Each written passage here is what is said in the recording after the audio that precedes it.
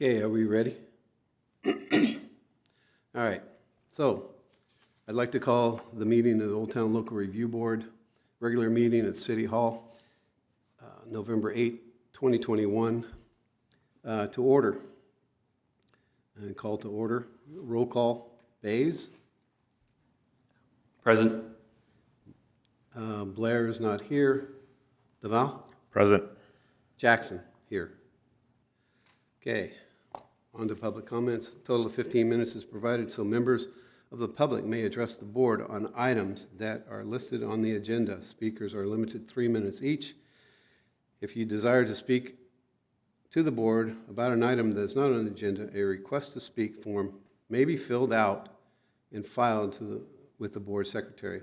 Once a speaker is called to speak, please state your name for the record, and for all other agenda items, request to speak form may be filled with the board secretary prior to the board meeting addressing that item.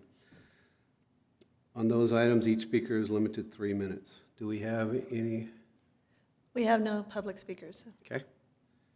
All right, so we'll move right on to the agenda. First item of business is to consent calendar. All matters listed under the consent calendar are considered to be routine, and all will be enacted by one roll call vote. There will be no discussion on these items unless members of the Old Town Local Review Board request specific items to be removed for consent calendar in a separate action. First item is to approve the minutes of September 13. Recommendation that the board approve the action minutes for September 13. And you have the attachments already. So with that, we'll call for a vote. A motion? Second. Motion to approve. Okay. Bays Aye. and Deval? Aye. Okay. Passes. The next board business is receive a update regarding the quality of life master plan and a public engagement plan. Staff is Matt Peters, senior planner. Good morning, board members. So this is a status update on the quality of life master plan update. And as we're all aware, the quality of life master plan identifies the city's 6 core values. The first being a healthy and livable city, economic prosperity, a safe and prepared community, a sustainable city, transportation, mobility, and connectivity, and an accountable and responsive city government. And our setup of this update to the QLMP is that it's going to serve as the foundation for the general plan update.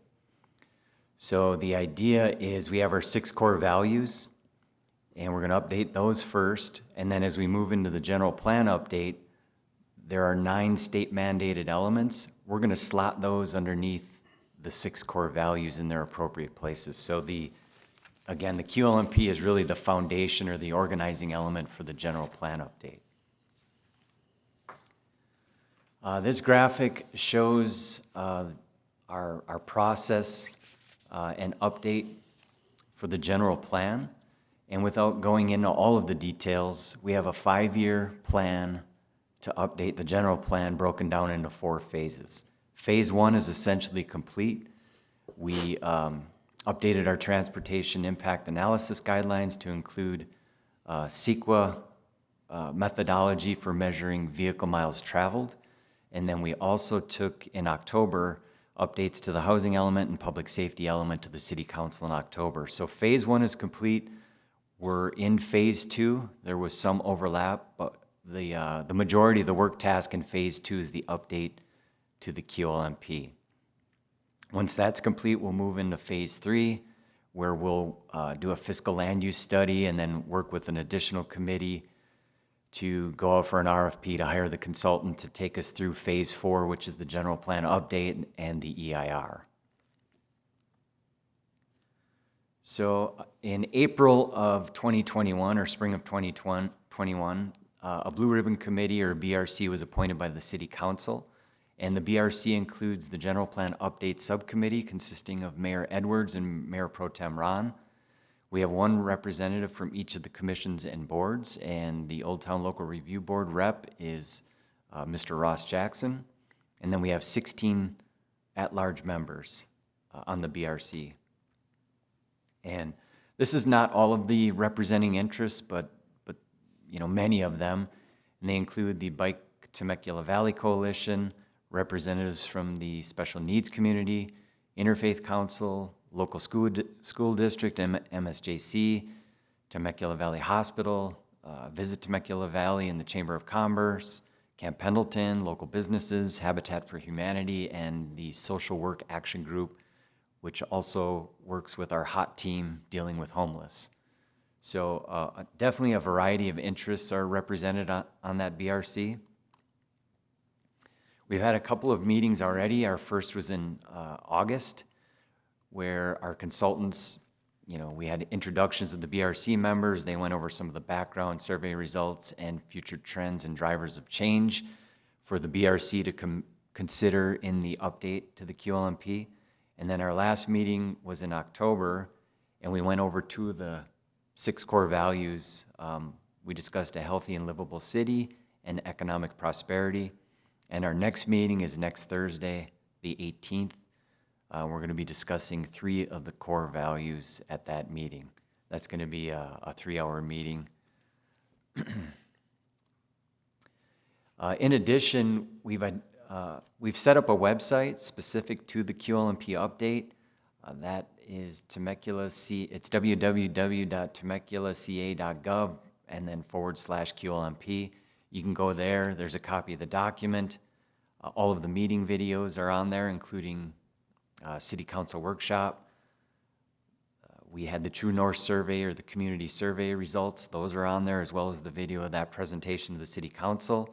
We have a feedback button for members of the community to send us input, and then they can sign up for email notifications. And then we're also going to be doing a questionnaire or survey specific to this process. We'll probably be unveiling that this week. And on Saturday, we'll be at the farmers market for a pop-up event. And we're going to advertise that on social media as well. So we're beginning to really get into the public outreach portion of the update, and in addition to the BRC meetings. And then in terms of our public input, we have 4 community engagement goals. The first being to facilitate a community-driven approach to update the QLMP. Our second goal is to solicit input from stakeholders across age groups, cultures, and interests. Our third is to focus on connecting with hard-to-reach groups that have not traditionally participated in the planning process. And then finally, we want to provide a comprehensive and transparent planning process. So when we get to the end, when we present the draft document to all the boards and commissions, we will present background as to all of the public outreach we've done, all of the groups we've met with, what our process was, and then we want that to be very transparent when we get to the final adoption by the City Council. And we're in phase 1 of our community engagement. I talked about the project branding and the website. We're going to be working with our consultant on an informational video and additional social media posts. I mentioned the community questionnaire, a pop-up event. There will be several of those, but the first one will be on Saturday. So if you're out at the farmers market, stop by. We'll be there with the consultant, and we'll be engaging the community, trying to get their feedback through a couple of different exercises. And I think even some opportunities to do like an Instagram post, but our consultant's going to be working on that. In addition, there will be a couple of community workshops. One will be virtual for those uncomfortable meeting in person because of COVID, and then we'll have another in-person workshop. There will be all of the commission and board presentations, and then we're going to do a high school curriculum module. One of the things that came out of our first meeting was we wanted to engage youth, in particular high school students. So we're going to be working with the local teachers through the social studies or government classes to gain their input as well. And that concludes my presentation. I am going to all of the boards and commissions. I started last week. I went to public traffic safety. a meeting with you folks this morning, going to Community Services Commission tonight, and then next week it's Ready Commission and Planning Commission. So at this point, we'd like to take your input. If you have any questions about the process, or if you have any comments or suggestions, I'd be happy to consider those, take those to our consultant in any way we can improve the process. Or if there are any groups you want to recommend that we should reach out to, we'd be happy to do that.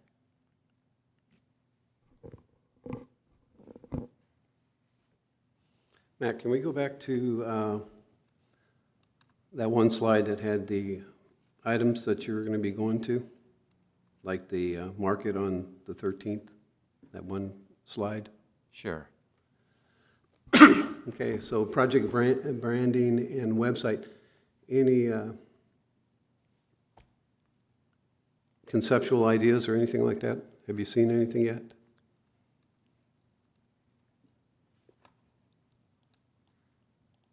It's on that other page. It's just up there. So, Chris, I went to a different graphic.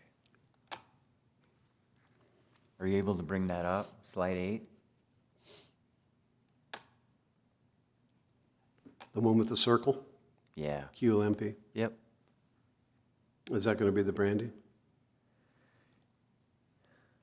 Yeah, so that's, it's showing up on my screen. Are you able to see it on yours? No. Okay. Well, we did work with our consultant. They have a graphics portion of the contract, and we came up with the QLMP logo. It was the circle with the bell tower, QLMP, and it says Quality of Life Master Plan. And that's what we're going to use for all of our social media posts. We just want it to be branded and recognizable. Sure. Farmers Market on Saturday, what time? What time are you going to be there? That'll be from 8 to noon. 8 to We'll noon? probably, we'll be there earlier to set up. Unfortunately, I'm going to be out of town that weekend. I could be there. Can we get some notice?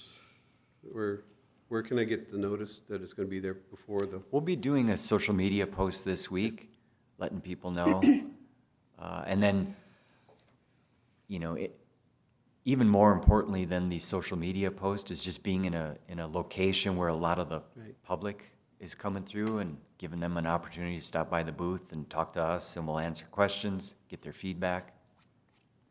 Now, there's another market over at the Promenade Mall on Wednesdays. Do you think we could do one over there as well?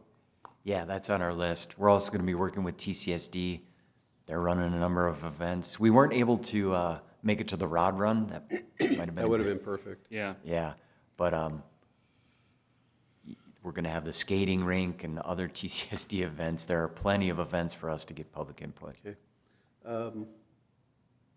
Do we have a high school curriculum module already made up, or? No, we're going to be, Randy Joel, our clerk, has worked, every year we do a youth and government exercise where AP government students come in and work with our staff. So we do have a contact. We're going to be working with the school district as well as some of the charter schools and private schools to find out what kind of assignment can we give to the high school students that's meaningful for their class, and then what can they provide us so that we can report to the Blue Ribbon Committee on. So that's still in development.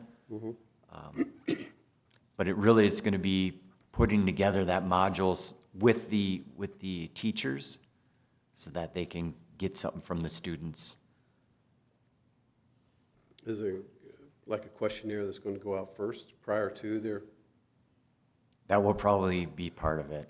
Okay. I would assume there would be a presentation as to what the Quality of Life Master Plan is. Sure. And then we do have a draft questionnaire, which we're looking to finalize this week in preparation for the farmers market on Saturday. And then we would share that with the high school students. All right. Anybody else? No questions for me?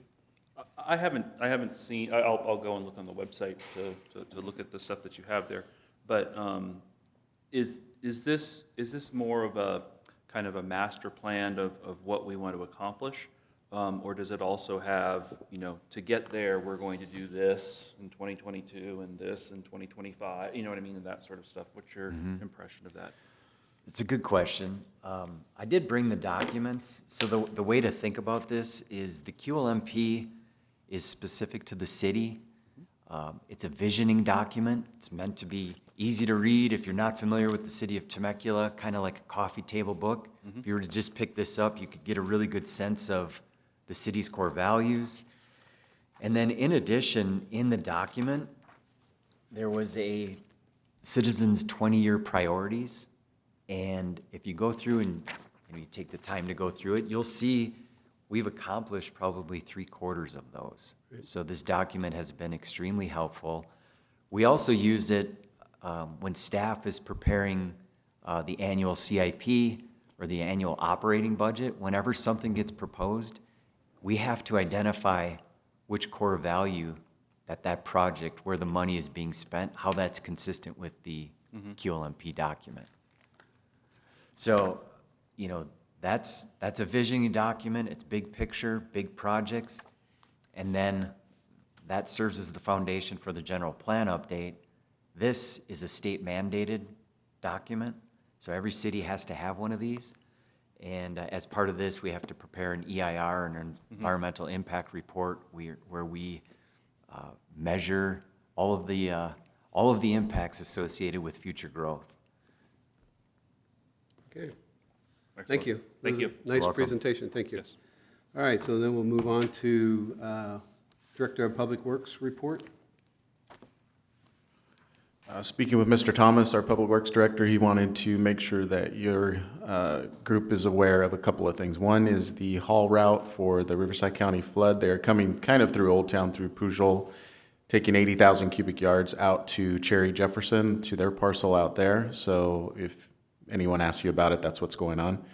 And then item number 2 was the rod run this past weekend. We utilized the old Mashburn lot that was recently purchased by Mr. Kim, and it was full to capacity, 140 spaces over the rod run weekend, and he wanted to make sure you were under the understanding that the license agreement with Mr. Kim is going tonight at City Council, and so that'll be an agenda tomorrow. It'll be an agenda item tomorrow, so he wanted to make sure. And we probably will shut down that lot for the next couple of weeks to bring it up to DG standards and ADA access, so we're going to be putting some ADA spaces, and but you'll see it reopen in about 2 weeks for city use. Great, thank you. Next is board member report. Anybody? No reports. No reports? Okay, Director of Community Development report.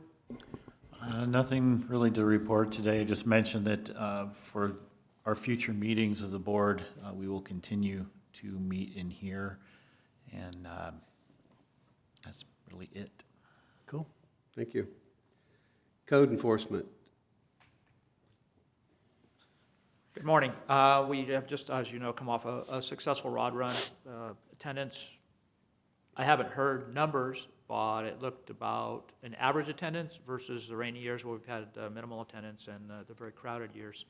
As far as code violations in Old Town, we still continue to have a couple business license violations, a few encroachment issues, and some conditional use permit violations as well. Any questions? No, I noticed that they didn't use the overflow parking over on Santiago. So that was because of, I guess because There we was had that.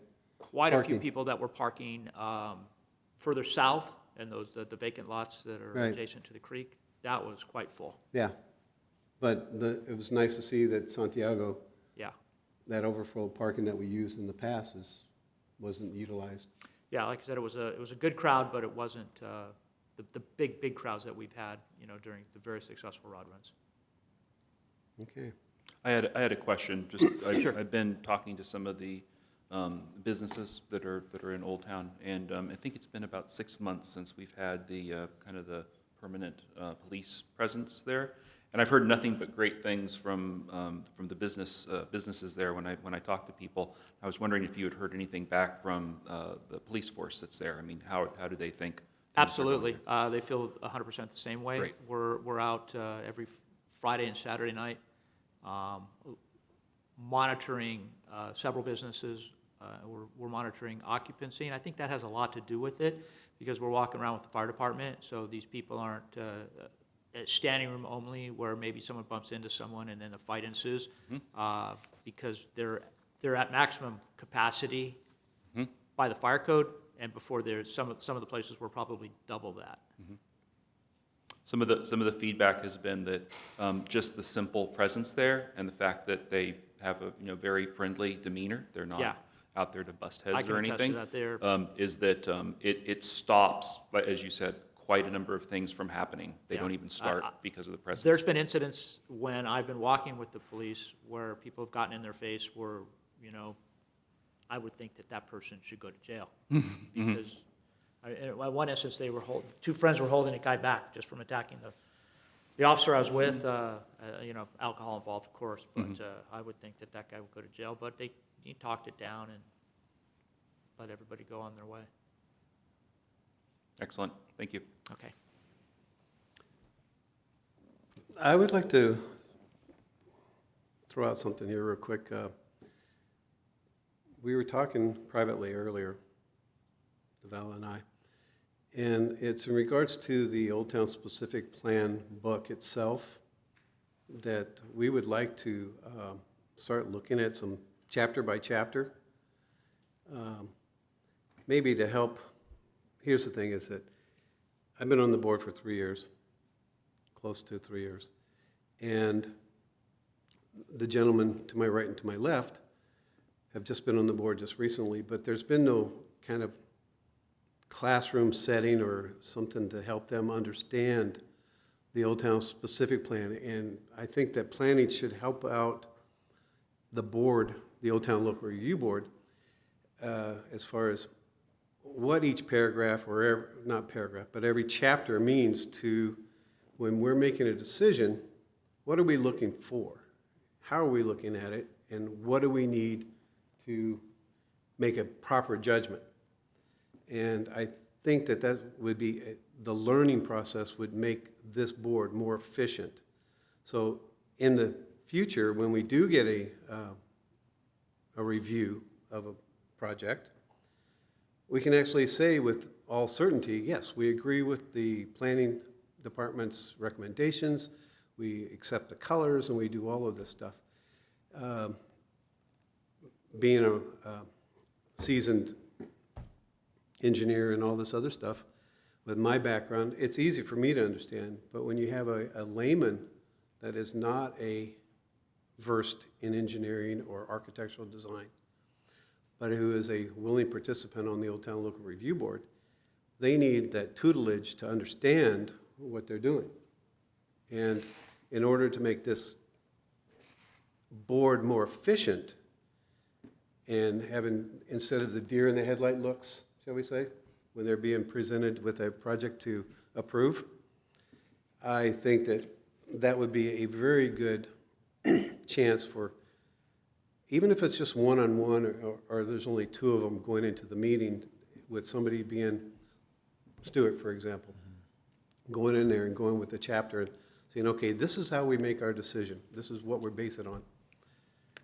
And then in the future, I would like to see the revisions to the Old Town Local Review Board's specific plan is to bring it up, just similar to what we're doing with the Quality of Life Management Program. It's been 20 years. We're going to get a revamp of the Quality of Life Management. And maybe that's the same thing we should do with the specific plan, is have that brought up chapter by chapter and read it and say, okay, what is effective for this period of time now? For 2021, 2022, does the book still adhere to the guidelines that was established in 2008? Stu? It was 2010. 2010. So that's kind of what I'd like to see as an agenda item, or something that you can talk with Luke about.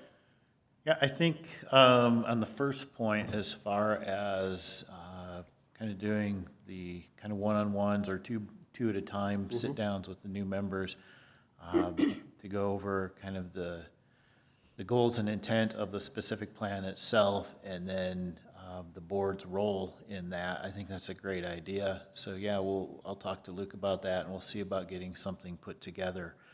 I think you're right. That'll help make things more productive. It'll help the new board members to understand really what their role is and what the purpose of these meetings is. So it's a great idea. In terms of kind of revisiting the specific plan, we do that often.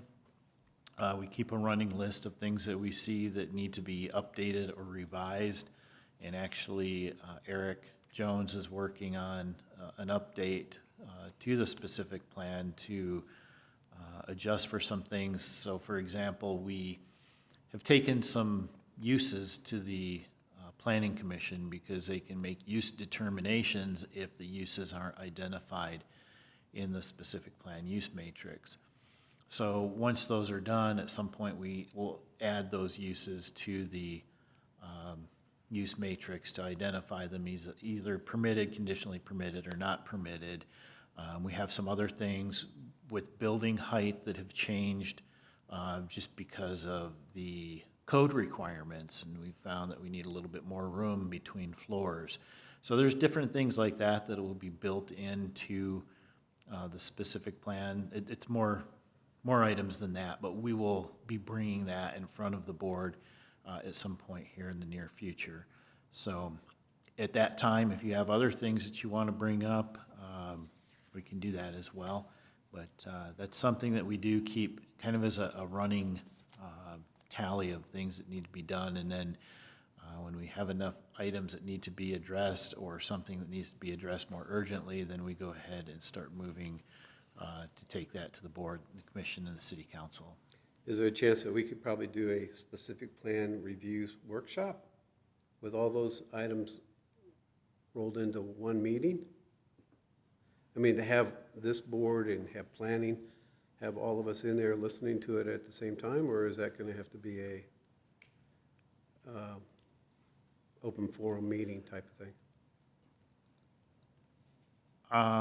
I'm not quite sure what you're asking, because if we have all the board members together, it should be a noticed public meeting anyway. Now, if you want to do 2-on-2 or 1-on-1 meetings to go over that, typically what we would do is work with the subcommittee or a subcommittee. Yeah, if you're asking about doing the like 2-on-2 or 1-on-1 kind of reviews, we can discuss that with Luke as well. Is that what you're looking for? You know, you were saying that you would take it to the planning to have them oversee it, to make sure that it falls into the specific. It'll come to the board first, though. Yeah, but what I'm saying is if it was a workshop, like 2 of us at the meeting and 2 from planning and staff would sit there and we'd have a workshop. And then that week, it would be 2 of us. And then maybe 2 weeks later, it would be the other 2 or the other 3 or whatever. So at least all 5 of us on the board would have the same playing ground, the same information, instead of just 2 selected from the board. So what I'm saying is that we listen to what the staff says about height restrictions, improvements, code adjustments, CEQA stuff, colors. And then 2 weeks later, the other 2 members come and listen to the same stuff. So when we're all together, we all have the same mindset instead of 2 know and 2 don't. You see what I'm saying? So is there a reason you don't want to do that in just a regular board meeting in the public forum so that's all kind of out there?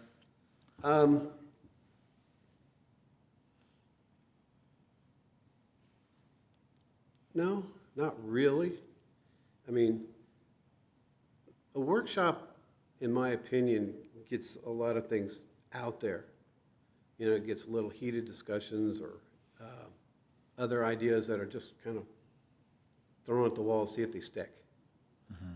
And when you do it in a open forum, something like this, people have a tendency to be a little more guarded and a little more intimidated to speak their mind. and, or they do speak their mind, and all of a sudden, they're frowned upon because they said something in the wrong text.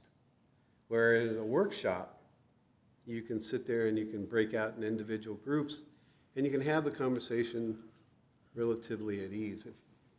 If I'm looking the other direction to see if people are kind of nodding their heads, because workshops that's what they are, they're a workshop. And then everybody comes to a consensus and takes the workshops together and then presents it and say, the whole entire group agreed. But when you're in a situation like this, it's not as easy to get a true, honest opinion in some cases. Okay, we'll I mean, discuss that. I'll You talk guys- to Luke You about that. guys agree with that? Yeah, I mean, exactly. You know, to Ross's point, it's a very thick document, and unless you've had, and I have not had, you know, years and years of experience in the civil engineering area, it's difficult to digest, right? So I agree. In this sort of context, a workshop would be a good thing, because we know, as we've kind of gone through the churn of different people through the Old Town Committee, that we need to be able to onboard people fairly quickly and have them be effective very quickly. And a workshop is much different than a you know, something in a chambers, because there's lots of kind of quick back and forth, where I would say something like, I just read this paragraph and it doesn't mean anything to me. And then Ross says, well, that's because you don't understand the concept of building codes, right? So then we would say, okay, what do we do if we have people that are on the board that don't understand building code? You know, how do we do this? Yeah. Is there a better way to do this to get people, you know, to be able to function at a better level? I agree with that. I also agree to a secondary point. I think that there's a work and an issue to kind of take that document and be able to make it, you know, to go through it another time and see exactly, you know, where it all sits. But another thing that I had just as a, you know, new person, you know, first committee I've been on in Temecula, having, you know, gone through all of it, a lot of it is what I would term nuts and bolts. And that's probably what it was intended to be originally. It's a lot about, you know, it has to be this high, this color has to be this way, this sort of thing has to be this way. The problem with having something that's very nuts and bolts, and I saw it in spades here with the Quality of Life Master Plan, is that what you're missing is the larger brush strokes of where do we really want to go with Old Town? Because we can make things that make the nuts and bolts correct thing, but it doesn't add to the overall benefit of Old Town, right? Because we're looking just at a lower, you know, nuts and bolts sort of level. And that's something that I think is missing at this point. A workshop, again, would be a great thing to figure out whether there's parts that are missing that we need to have, or whether we should have them at all. And that would be a dialogue between the board and the planning, you know, committee, to hear people's different opinions and figure out what the right thing to do. I tried to capture what you were saying. Does that make sense? Yeah. Yeah, and I agree with both of my fellow board members here. And a good starting point would be to sit down with the new members and go through that and analyze what our expectations are, and then we could obviously give a better input as far as updating it if that is the need in the future. Yeah, I think the first step is, as we talked about, we can do the kind of one-on-ones or two-on-one meetings with the new members to go over not only the specific plan itself and its purpose and your role in the various sections, but also maybe a little bit of history on the specific plan and where we're at today, because what's in there as far as the nuts and bolts, if you will, was developed over the course of over 40 meetings with the public, which included members of the business community who are shop owners down here, property owners, and just members at large. There were professionals such as engineers, architects, who were involved in that process as well as developers. So there's a lot that went into the development of the specific plan that sets the expectations for what Old Town will be and what that vision is. So that's really what the document is, more than just it's this height or this color. It really is a much broader implementation document, if you will, of what the community's vision was for Old Town. But we can start with those meetings with the individuals who are new to the board and get your questions answered in that realm as well. And then as far as workshops, that type of thing, I'll talk to Luke about that and let him know what your request is. Okay, thank you, I appreciate that. To my left was Mr. Clemens. We didn't hear from you. Is there anything going on in building? Obviously not in Old Town, but in general? Yeah, Old Town, we're getting ready to start the hotel over on 4th Street. That should be happening. I'm still in plan review on that. They, as you saw, they dumped the steel for their shoring. Yeah. So that should be starting here pretty shortly. Okay. Stuart, excuse me. Is there a chance that we could revisit for the benefit of the new board members, revisit the 4th Street submittal, the elevations, drawings of that?